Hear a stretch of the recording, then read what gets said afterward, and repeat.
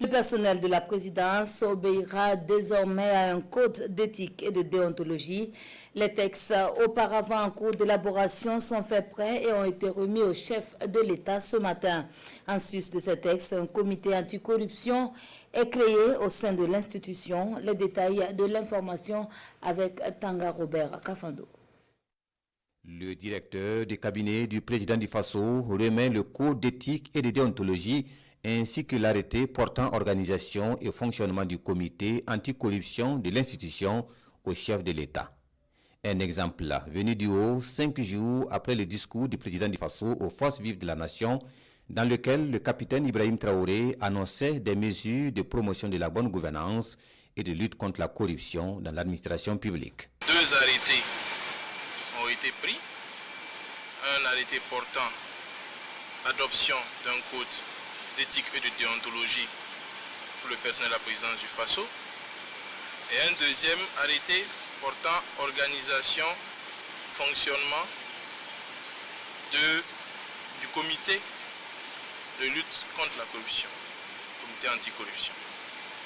Donc ce qui a prévalu cela, c'est bien sûr pour asseoir une dynamique formelle afin d'encourager tous les agents à partir de la présidence du Faso et ailleurs à promouvoir les bons réflexes, les bons gestes, les bonnes actions pour lutter efficacement contre la corruption et également avoir des actes citoyens, des actes d'éthique qui permettront à notre nation de mieux se porter dans l'administration et de manière générale dans la vie. Donc c'est ce qui a motivé que nous mettions en place ces outils que nous avons transmis fidèlement ce matin à son Excellence, Monsieur le Président du Faso. Le code ne remplace pas la loi, précise le directeur de cabinet.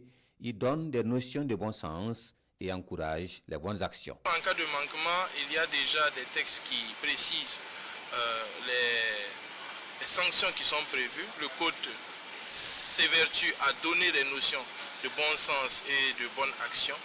Mais pour les manquements, il y a tout ce qui concerne le code de procédure pénale et tout ce qu'il y a aussi comme statut particulier réalisé par les institutions dans lesquelles se trouvent les dispositions prises en cas de manquement ou de non-respect d'une ou d'autres règles. La mise en place du comité vise à faciliter la dénonciation des actes de corruption et les manquements et à renforcer le rapprochement entre les agents et les responsables dans l'intérêt du service public.